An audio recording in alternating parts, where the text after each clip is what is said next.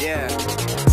He can take you all around the world. Yeah, I know he can take you places. I ain't finna take you nowhere. If you see my last Overwatch video, you know that the Uprising event has been released on April 11th. Today I just wanted to do an informational video of the Overwatch Uprising event. I'm going to be covering all content, including the skins, the emotes, the lore, everything behind the story, what is the strike, what is Overwatch Uprising, and I hope you guys enjoy the video.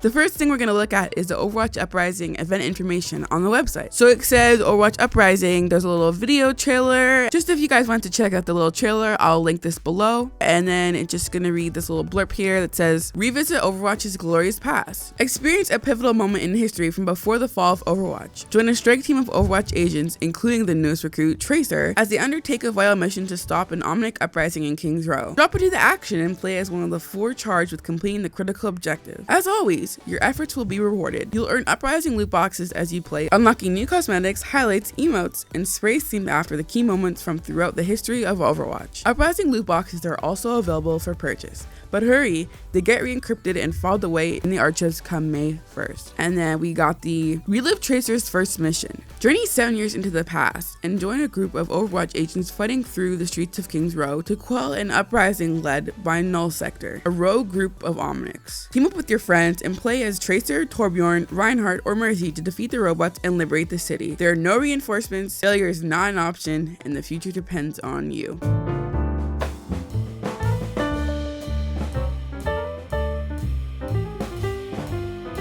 When you boot up Overwatch, to find the Uprising events, you're just going to go to the Play, Arcade, then you'll see P vs. E Uprising and P vs. E Uprising All Heroes. The P vs. E Uprising, an Overwatch strike team is sent to liberate King's Row from Null Sector. The rules: 4 players, map is King's Row, heroes is Reinhardt, Mercy, Tracer, Torbjorn, and the victory is to successfully complete all mission objectives. The P vs. E Uprising on All Heroes is the exact same thing as the other one, except you're not limited to the 4 strike team heroes. You have a choice between all of the heroes. Once you pick which Uprising mode you want to play, you get the option of what difficulty. So there's normal, hard, expert, and legendary. From my experience in playing this game so far, normal is very easy. The bots aren't that hard, and typically you should get the win. Now moving on to the other challenge modes, hard, expert, and legendary. For some reason, after normal, everything is pretty much just really difficult. Hard, you think, it might not be that bad. It isn't that bad if you have a good team. This is the moment when if you have a bad team or something's off with your teammates, you're not coordinating properly, someone's not pulling their weight, it will go bad and you probably will end up losing. Hard isn't too bad, but then again, I failed on hard a few times just because teammates are either goofing off or, you know, something just wasn't working out. Expert, and legendary is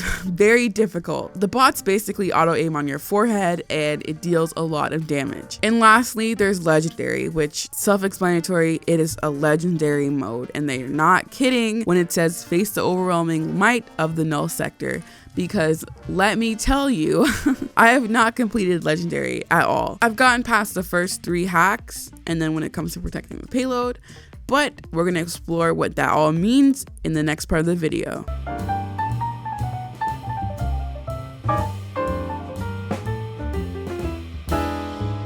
So for the purpose of this video, I'm going to queue up a normal mode game. And of course, I'll let you guys listen and hear through the little cutscene that it gives us. Strike team en route to King's Row.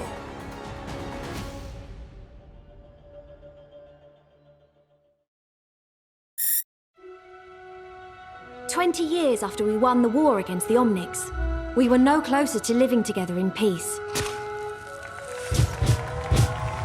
The building of a new home for the Omnics in London was supposed to be the first step in improving human-robot relations. But it never had a chance. The Omnic extremist group, Null Sector, launched a surprise attack on King's Row. Hundreds were killed, and thousands more were displaced as they took control.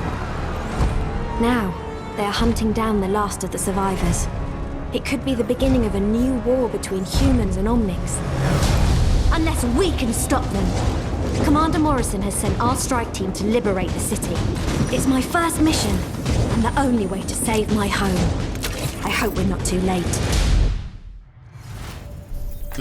So as you see, I'm playing Reinhardt. Now, in my opinion, Reinhardt and Mercy are two most important characters on your strike team. That being that Reinhardt has a shield to protect your team and has a great amount of health. Mercy is also very important because she can heal, but not only that, but she can resurrect. And on this game mode, you do get your ult very fast. So the fact that she has her res all the time, if someone goes down and it's a very tight position, no one can really revive you, her res comes in clutch every single time. The very first thing you want to do is walk to the very first hack point. You're going to be hacking the terminals by staying in the selected area. You don't need all 4 characters in the selected area, just 1 to keep the percentage going. Now you have to wait until the percent hits 100%, and then you can move on to the next terminal to hack it. And you want to make sure you're staying on the point. I know a lot of teammates on this game mode love to like venture off the point to get kills. If you have to be the sitting duck on the point just to get the percentage going, there's no shame in that. You're helping your team out. Now those shield guys are very good if you pin them right off the bat, so they get disoriented and your team can fire away. We're now at the second checkpoint to hack the terminals. As Reinhardt, this is one of the harder parts to try to shield because on the second wave of the bots, they spawn on every single end. So from your front, from your back, left, and right. This is normal mode, so it's not as big as a deal to stay as a group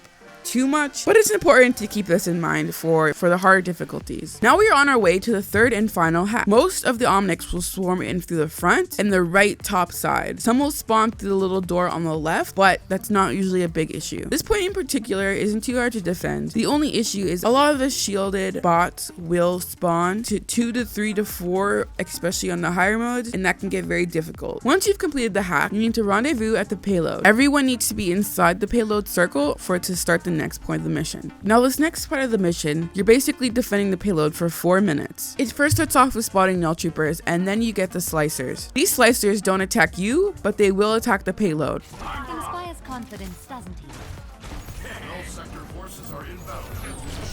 As you saw there, that was a detonator. It is a large bomb that focuses in on the payload. The only form of damage it can do is when it gets close enough to the payload, it explodes. So unfortunately for this first walkthrough, we lost our Mercy. Not sure why or how or what happened, but we lost our Mercy and we ended up losing this round. This is what I'm saying when normal is very easy, but if something goes wrong with the teammate, especially someone as important as Mercy, you will pretty much lose. So now we're back with a better team here, more coordinated. Now, once you're done protecting the payload, you of course have to escort the payload. Once you've completed your objective of escorting the payload will continue to explode and open the door. This will now release us into the chamber. That holds the last part of your mission. Kill the OR-14s. OR-14s are also known as Orissas, who were recently added to Overwatch. Your job is to take out the 4 OR-14s, and once that's done, you have completed the strike. Now, it's not that simple. There's going to be a lot of other enemies, especially bastions, tank bastions, turret bastions, a lot of the elite, and a lot of the null troopers, and everything combined. It's not an easy task. That's basically a rundown of the Uprising event. You start with hacking 3 terminals, and once you've done that, you rendezvous to the payload. You defend the payload for 4 minutes, and after defending the payload, you need to escort the payload to the point. After escorting the payload to the point, you need to destroy the OR-14s, and that is a complete strike. Depending on your team and how well you can go through the mission, it usually takes between 10 to 20 minutes, around there. It can go longer if it's a higher difficulty, but if you go through really quick on normal, it usually takes about 15 minutes, I would say.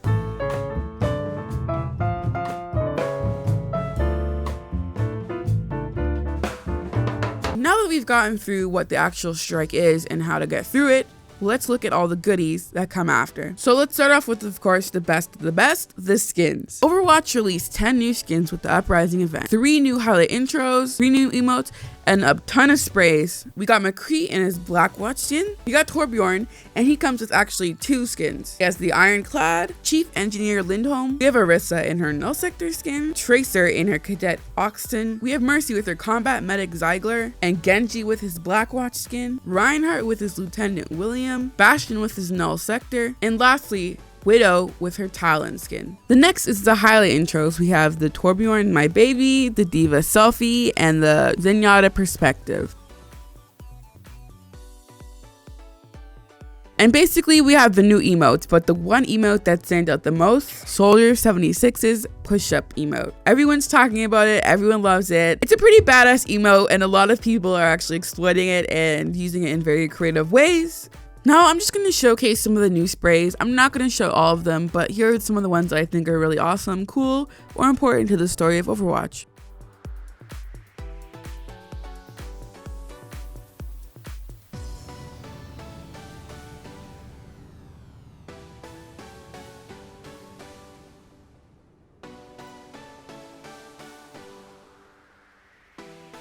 And of course, I couldn't end this video without showing Winston's new peanut butter victory pose. I think it's adorable. He's just eyeing that peanut butter. Look at his lips. There's actually an Overwatch Uprising comic, which helps gives more backstory, and it's the moments leading up to the mission. If you guys want to also check that out, I will also leave that in the description down below. And that is pretty much it. That is one of my first times doing an informational video. If you guys have any tips or feedback for me, I'd be glad to hear it down in the comments below. Just let me know if there's anything that I should improve or anything I need feedback on. I hope you guys enjoyed the video. If you did, please don't forget to leave a like and don't forget to subscribe. I hope you guys have a great day and don't forget to stay peachy.